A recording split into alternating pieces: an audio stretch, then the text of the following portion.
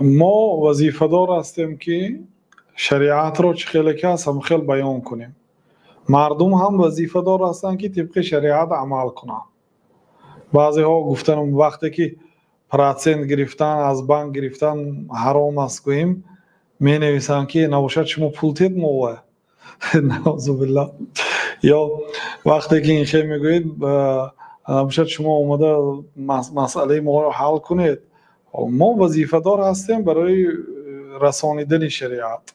این مسلمانی همین خیلی است. الله تعالی در سوره عنکبوت گفت که شما گمان میکنید که ما مسلمان هستیم و به بلاها گرفتار نمیشیم. فقط مسلمانی روزهای خرسندیش و روزهای عزتش و روزهای شرفش هست و دیگه مشقت و مصیبتش نیست، بلکه الله تعالی امتحان میکنه. چه خیلی که پیشینه ها رو امتحان کرد تا اینکه آدمایی که مسلمانی دروغین هستند و از مسلمانایی که راستگوی هستند در اسلامشان واقع هستند معلوم شود. فلا يعلمن الله الذين صدقوا ولا يعلمن الكاذبين.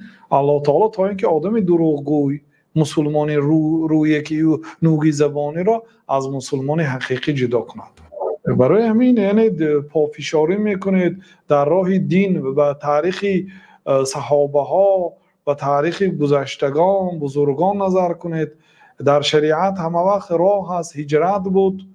یعنی البته اینجا خطاگی ها خیلی زیاد از اهل علم هم گذشت، تنازل در دین بسیار شد و نتیجه این خیل شد و اگر همین خیر رفتن گیرد با از این بدتر روزها میشد. بنابراین همه باید وظیفه خود را اجرا کنند. یعنی وظیفه شما چنانکه که گفته گذاشتید پند و نصیحت و منع کردن از اون که شریعت منع کرده است. ما خاطر میکنیم اون چیزی که شریعت از بعضی ها این گپت خطا اون گپت خطا، اون چیزی که الله و رسول گفته است همون باید رسانیم. ما اصلا باید گپ خودمون نگوییم در اینجا.